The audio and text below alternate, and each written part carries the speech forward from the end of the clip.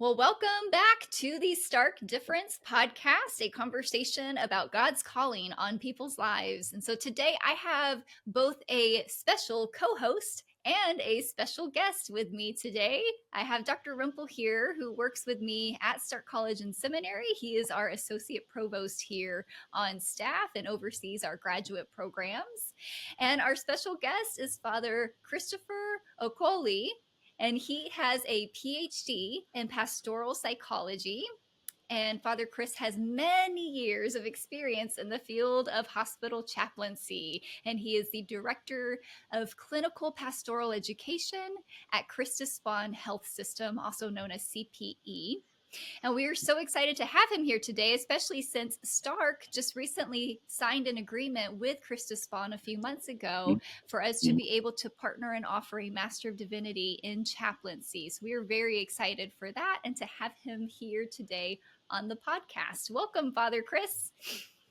Thank you very much. I appreciate the opportunity to bear witness to what we believe, what I believe, and what I do. Yeah. We're excited to talk with you more about your calling, your experience in ministry, and what you do at CHRISTUS Spohn. So let's start, though, with maybe a fun question. What is a book you've read recently or a book that's been meaningful for you? I've read many books, so when you are in this kind of profession, you have to be reading, otherwise you get out of track. So, but the book I've read and keep reading oftentimes is the book written by Parker Palmer. Was a really very academician and a spiritualist, and written so many works that help people to deal with their understanding of God and ministry, and especially in the academic world. And the book actually that really transformed me, two of his major books, the one he wrote on To Know as We Are Known. So in that book, he said that for us as educators and teachers and learners, we need to know who we are. And if we don't know who we are, we may not be able to learn anything. So in that book, he talked about education as a circle. We are relational being, and education is a relational process. Because we are relational being, education should model that. So learning should be a relational dynamics, give and take, reciprocal.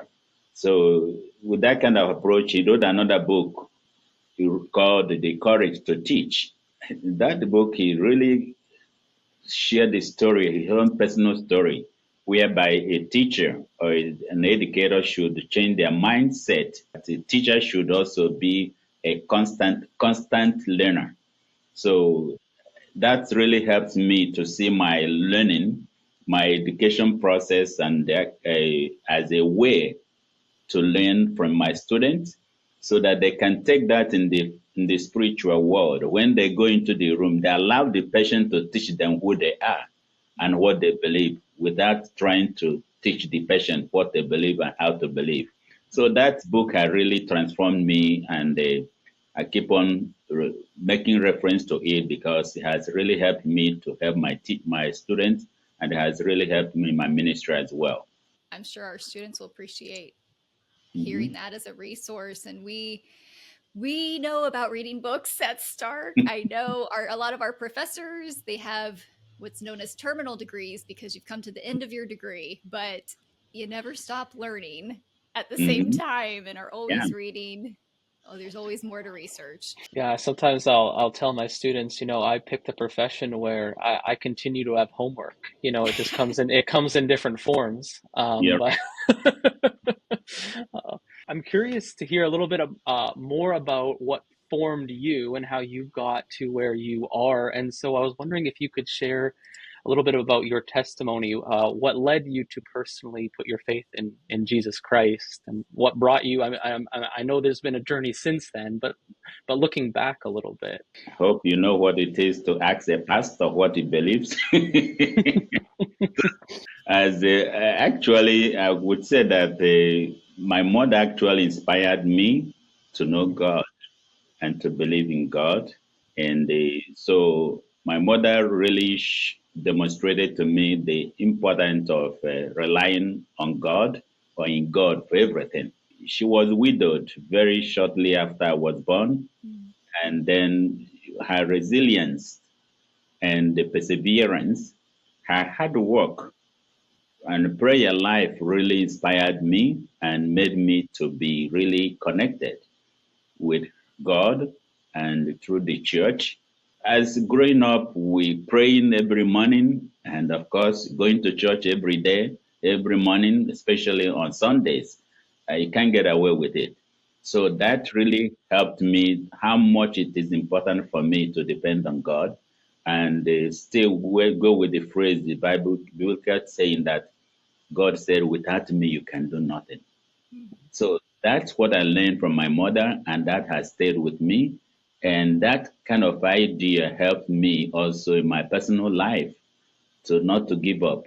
There is a kind of phrase that I used to go with the push, Push, push, pray until something happens. Pray until something happens. So not my mother never gave up in praying, even when the hardest moment in her life. So she really modeled out to me how important it is for me, whether good or bad, or whatever I'm going through, that I should rely on God. So that's inspired me even to pursue the priest desire to become a priest. And since having been a priest for how many 3 years now, can you imagine? I never know. So I came to this country 2005, and then somebody introduced me to clinical pastoral education program, and I went into it, and then that was like a wonderful opportunity, another way of ministering to human beings beyond parish territory or congregational setting. So, hospital ministry has really enriched me personally, and also helped me to see how can really I be another Jesus to others. So that's where I am, and that's what has been helping me and helping me also support my students through their own learning and growth in spiritual life as well. My mom was a big influence in my life as well. I know just the amazing things that can happen from your parents being able to be the influence on Yeah. you and raising you in faith. So that is Mhm. awesome to hear, and for you to see, even as a young child, her go through things, uh, pain and suffering already as a young child. To see that Mhm. and how she handled that is a unique thing to see, I'm sure. Yeah. Oh, you Mhm. mentioned your mom. Is there anyone else that has helped you along the way in ministry, or maybe helped specifically lead you into the field of chaplaincy? Yeah, my first supervisor, CPE supervisor, and they can imagine coming from Nigeria in a different culture, and without this kind of mindset today, I don't know, sometimes it's difficult to teach adults because Yes. we have already made up our mind and then coming up with that kind of mindset. So she was really patient with me, and I didn't know how much she had really influenced me until when I started to operate on my own, supervising students by my own. So the first time I called her up and said, so how did you manage my resistance? How did you survive that? So she taught me how to be patient and how to walk along with and not. So that really was a good influence in my life, especially in this priesthood ministry as a CPE educator. So sometimes when some of my students behave like me when I was in the first unit, I was thinking, Christopher, see your mirror here. So rather than being angry with them, I say, that's what you did to others. Just kind of a situation sometimes when young parents will begin to feel the responsibility of taking care of their children. They feel, oh, that's what my parents went through. So that's kind of feeling that I have, and the Merity Oni really influenced me in that aspect and helped me to be patient and walk along with my students. without trying to force them to learn what I want them to learn at the same time. So some people take them a long time to understand what CPE is all about. So also it took me a long time to understand what it is. So I not only do that, but I also practice that in my own ministry with the patients and their families. I've heard you use the language quite frequently of Jesus's presence and being Jesus's presence to others. But I want to kind of have you just sum up, if you would, what is the role, as you understand it, what's the role of a hospital chaplain? My name is Christopher, and that's what it is, Christ bearer. That's the meaning of that. So another word that being a Christian, so it is an auto Christus, so another Christ. So my framework is to how do I really help my students to feel the presence of God in their own life, and how would they model that when they are in the room? So Jesus is like our own model in terms of that. One thing that CPE does is, like, when you remember in the Bible, I can't remember exactly the particular chapter, when Jesus was walking with two disciples to Emmaus, remember? Mm-hmm. So he listened to them, he paid attention to them, and didn't condemn them, but to walk along with them. That's what the role of chaplain is all about. Accompaniment, journeying with others, allowing others to be who they are without changing them, but helping them to hear themselves out. So that's what the chaplain does. Chaplain also does to provide resources available. Sometimes some people, when they come to the hospital, they don't know that we have chapel. They don't know that we have spiritual care. They don't know that some of the spiritual resources. So making those things available to the patients and their families is another role chaplain does. Chaplain can also be an advocate, advocating for patients. When patients are really, really having bad time, the chaplain can come in and navigate, reach out to the doctors or nurses and reach out to them, let them know what the patient is really saying. And sometimes a patient chaplain can walk into a patient's room. The patient will be struggling. Doctor, really, I don't know what they were talking about. And then the chaplain can help the patient to be able to sink in what the diagnosis is, and helping them to hear themselves out and vent and their anger either with God or with anybody. And when someone is really in a bad shape, how can somebody just lean on somebody as the person that who can listen to him? Sometimes a patient will say, but you have really helped me to hear myself out. Thank you for being here. So that's what the chaplain does. Being present, showing empathic presence, and allowing the patient to journey, to walk through whatever they're going through.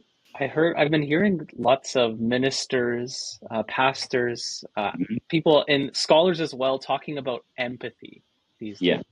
How do you use that term? How do you understand empathy?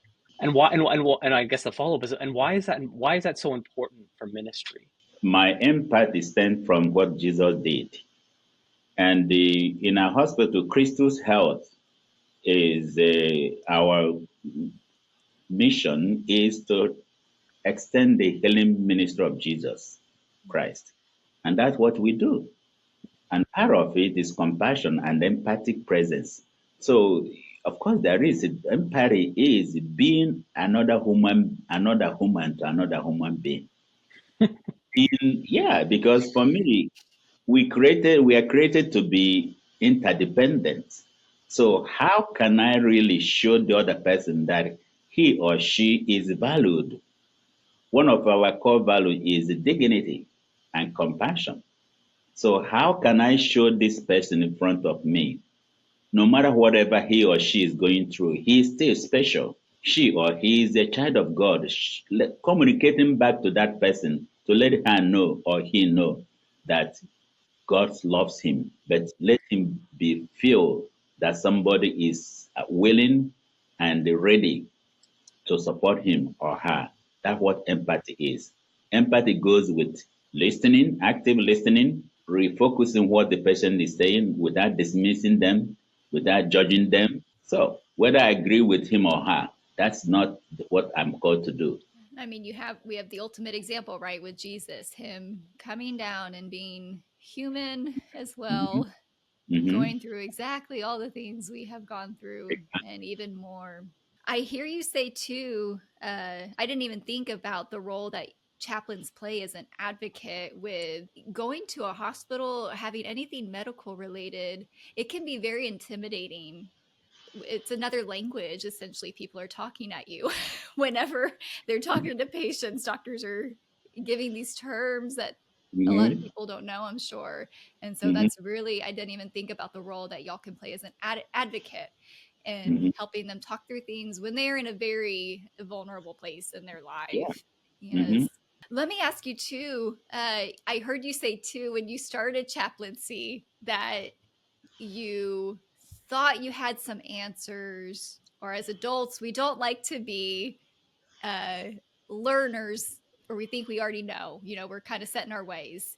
Exactly. Is there anything else you find that chaplains find surprising when they first go into this field? What are some surprising things that they did not expect going into the field of chaplaincy? Yeah, based on I will use my own self and walking into with mindset, I'm a priest, I'm a pastor, therefore I have all the answers.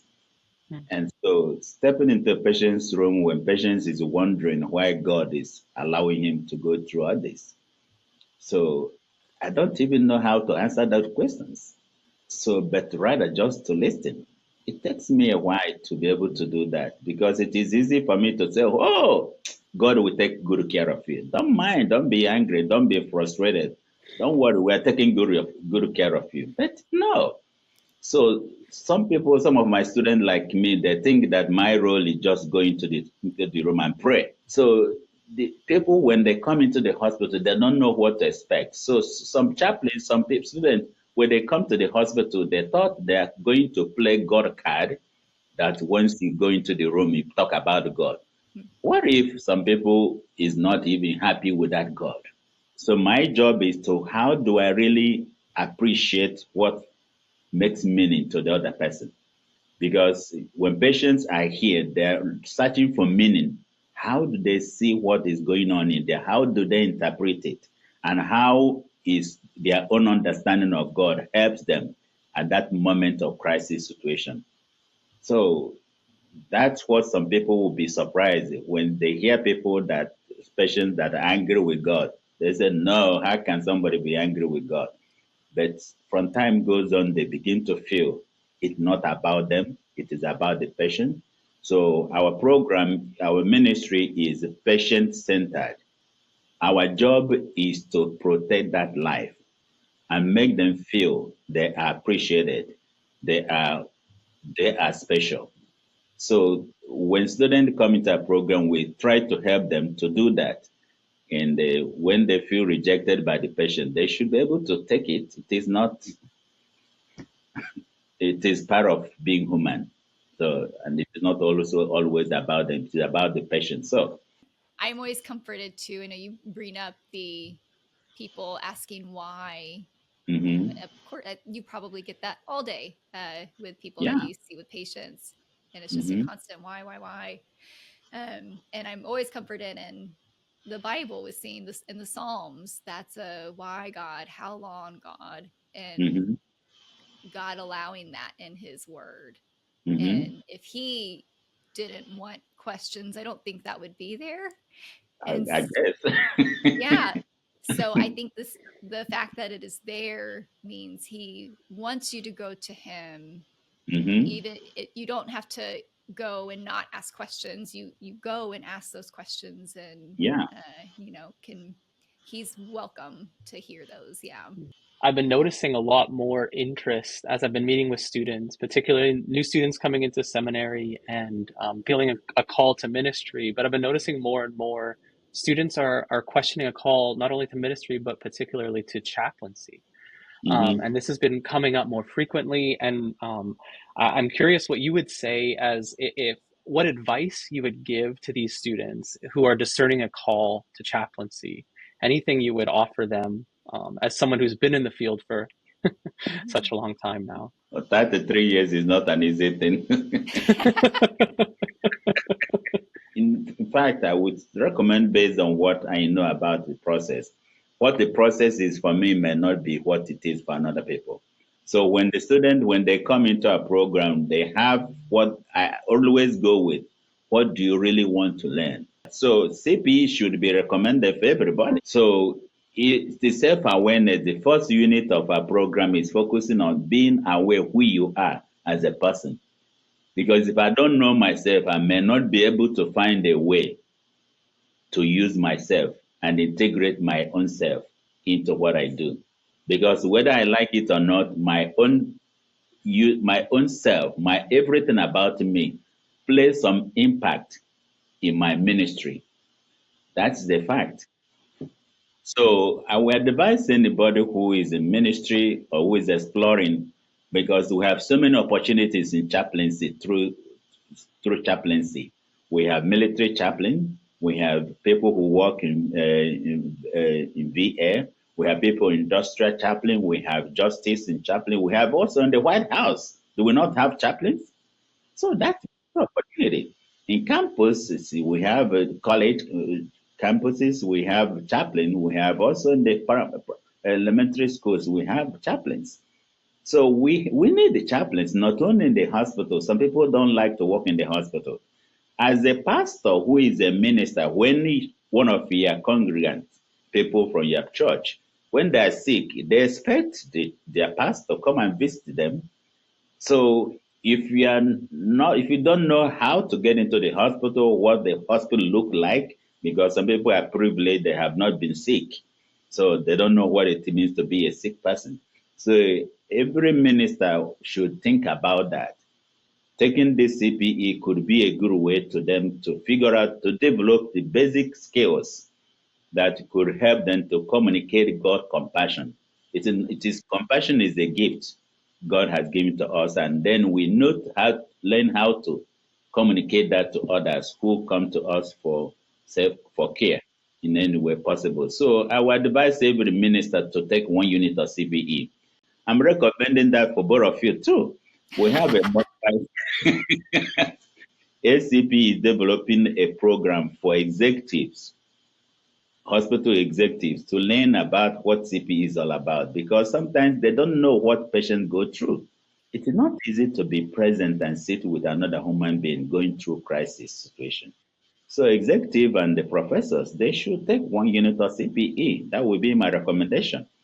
So because ministry is everywhere, any interaction with another human being is a ministry. Even what we are doing right now is a ministry, because we are supporting each other, we are accompanying each other, we're hearing each other out. Yeah, I'm sure that is such a great opportunity and thing. Yes, that's very needed for any minister. And Mhm, I just know from our own student, I know that's done your program, Patty Purdy, that she has. mhm, We got to see her go through all of her schooling here, and then just the amazing change and work going on in mhm. her life after going through CPE and seeing Yeah.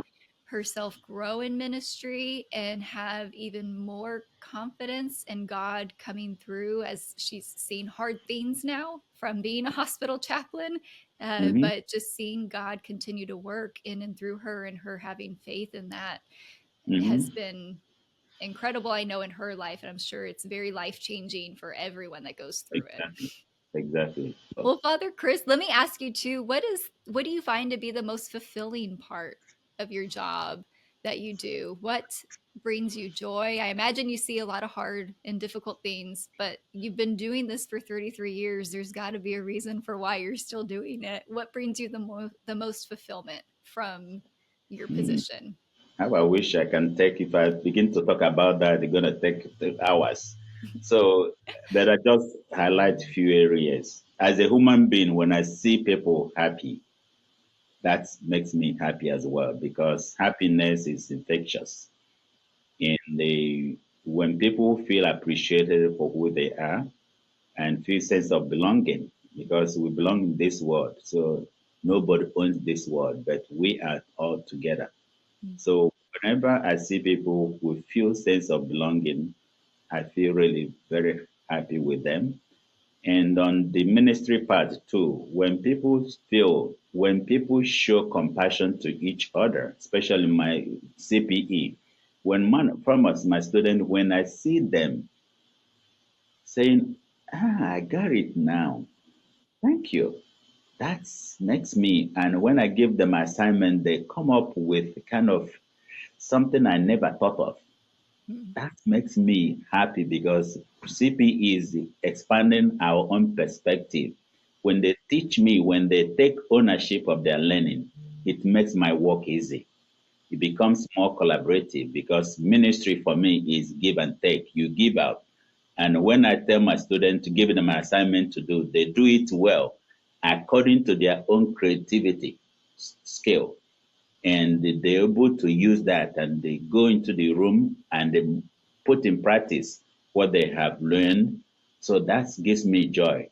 And at the end, we celebrate the success all together. So when the students come into a program, they get something out of it, and then we congratulate them, appreciate them for what they have done. So that's gives me joy when I see that happening. So Yes, we were fortunate to get to see y'all's celebration with mhm, the CPE graduates in the fall mhm, as we were signing the agreement, and then got to see yeah, Patty and others mhm, graduate. And yes, y'all know mhm, how to celebrate. We know how to celebrate too. yeah, yeah. I think that's Yeah, important. yeah, because if we don't celebrate each other, then what are we here in this world? Hmm. So celebrating one and appreciating one another. If somebody has done something right, with that person need to be acknowledged. Well, Father Chris, I know that you are passionate about theological education. You wouldn't be serving in the role that you are in without that. But I'm curious, from your perspective, what's the importance of theological education, particularly for chaplaincy, whether it's chaplaincy in a hospital or, as you already said, some of these other situations? Yeah, theological education is important because my understanding CP is an opportunity for us to reflect on our belief system, helping the student to see how their own theology inform their ministry will be a good way to them to see how their own theology could be a connection to another human being to show that compassion rather than be a disconnection. Learning how the best way to incorporate our theological principles in our ministry. So that's what TP teaches us. So my theology should be the incarnation. Jesus came and assumed our own nature. And when he assumed our nature, he filled our vulnerability. So my theology should help me to feel vulnerable with another person. And I remember Jesus taking our pain. He didn't take it away, but he walked with us through that pain. So that's why theological component is important, and helping our students to see when it is appropriate and the best appropriate way to work with others, even though we do not agree on theological principles. So when we are asking people to come into our program, we ask them to question their belief and also be critical of their belief so that they can appreciate others when they also question their own belief. Do you notice that there's a lot of kind of presuppositions that people will come into where they're not necessarily thinking, oh, this is a theological belief, this is just how things Mm. are? Is that Yeah, something you kind of notice that particularly new students will come in with? And yeah. For instance, the priests and pastors, they feel, okay, they know already have been doing this for 200 years. Therefore, I know theological jargons, and then Jesus is the Lord and Savior. Right? No doubt about it. Another story that could drive home to what I'm trying to communicate is in our own ministry here at CHRISTUS Health, we use the framework of Good Samaritan. Mhm. When the Good Samaritan, there are two people who pass by, the rabbi passed by. This is the person who is going to worship God. The Levite passed by, and so, no, this is a Lego, I don't want to get involved. But somebody who is a foreigner to this person doesn't care who the person is, but he reached out to this individual and took good care of him. Jesus said, who is actually the good neighbor of this individual? And we are told that that's Samaritan. So that's kind of framework that helps us at Christus. And when priests or whoever that comes into our program, we ask them, how do you see this model of ministry Jesus laid down for us as a good Samaritan? So that's what, how can I really transmit that in my ministry without judging another person, whether the person is black or white or whether any kind of, the human being comes to us, even the homeless people, they are human beings like us. Our theology should inform the way we communicate God's mercy and love and compassion. So, Absolutely. It's that again, that self-awareness that maybe we don't have about the theological uh, ideas that are shaping what we're doing, but can be actually dangerous if there isn't that self-awareness along yeah. with that. So, in our process here, students will write verbatim of what they experience working with a patient. The person will bring up a, a scenario, a case study for us to look into. And then we help the person, the presenter, to see areas like a blind spot. It could be blind spot, could be cultural blind spot, it could be religious blind spot, it could be lack of emotional blind spot. So creating, helping the student, the presenter, to see, how are you aware when you said this to this patient? Are you aware when you, for instance, somebody will say, okay, I really don't like to go to church. I don't like God. God is very, doesn't like me because allow me to be going through this. How can then the chaplain said, you want me to pray for you? you see, you see the disconnection. Yeah. How can you be praying for somebody who is angry with God, who doesn't want to see God? So it is not there yet. That's the person is not there yet. How can you be asked soliciting for somebody?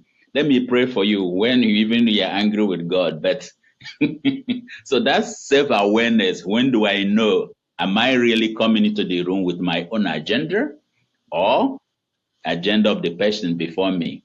So CP is like a mirror that the other team members, because it's a group process, the other team members, the group members, the peers will be able to stand like a mirror to the individual. Do you see this? Did you see this? Did you look at this? So that creates self-awareness. The more I shared my experience with others, the feedback I receive helps me to introspect when I am really imposing my own theology on another person. So consciously or unconsciously. A lot of our students now, we have online classes because I mean that's very convenient, and it's Yeah. very convenient to be able to do your classes after the fact or on your own. But how important do you think it is to be able to do this training alongside others? As I said before, education and learning is relational. Mm. So I believe in communal learning. And that's what like Pakapama talk about, to know as we are known. Mm. So Pakapama talk about sitting in a circle, which CP is all about. We sit in a circle of knowledge. Everybody has the element of truth. Ability to see, hear others, learn from others is a good way to enrich our own perspective. For instance, I grew up in a very different culture in Nigeria. So that kind of awareness made me, how do I integrate myself into this new culture? The ability to see how people deal with certain situations is a good way to collaborate with others, collaborative learning. And ministry is a collaboration too. So when we learn as a team, as a group of learners, we come with our own experience into what we do. So learning from each other enriches one another. So group learning is really a very education model. So that's what CP is all about. Learning as a group helps to facilitate and expand our own perspective as well. Well, I know one of the exciting things that has, I guess, really initiated and strengthened our relationship between Stark and Christus Health has been the master-of-divinity-in-chaplaincy program, which I know we're excited about. I'm curious from you to hear from you on what your hopes are for this program. I know we'll have our first graduate with this MDiv coming in May. And so, but what are your hopes? What would you like to see here? Honestly, it is a kind of a dream fulfilled with the partnership we had with you. I was sharing with my group the other day, so how did you make it? I say it is this by doing it, that's how I made it. So so I seriously feel really appreciated. My goal is to see that when people come into CPE, they not only go with liver program with certificate as a chaplain, but they go also with masters in divinity.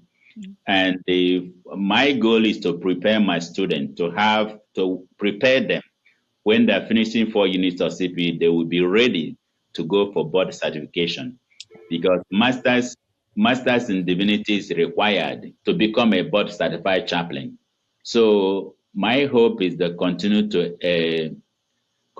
to build this relationship and creating more opportunity for our students. So the next thing is for us to create a CPE, online CPE, so that your own students, they can learn from us. We create that program so that since someone who live in North Korea or Korea, whatever, on the moon, so the people can also log in and learn online. So they mustn't be here to learn from the program. So that's my hope, to create online program so that your own student and my own student will benefit from that. Well, I guess y'all have heard it here first. There are more exciting things on the way. Yeah. Yes. So I'm so happy about that. So I'm really blessed to have reached out to you, and then you work with us to create that partnership. And the whole goal is to how do we help people, our future ministers, to be resourceful to their own community and also to their own profession as well. So, well, that about does it for our podcast episode. Thank you so much, Father Chris, for joining us today. It was a joy to get to speak with you, to get to know you more. We already knew you from this partnership, but it's even better to get to hear from you about yourself, how God has worked in your life, and for us to mutually encourage one another and then encourage the listeners of this podcast as well. So thank you again for joining us, and we'll see our listeners next episode. Thank you. Thank you very much. And I'm really count myself really blessed and to be given the opportunity.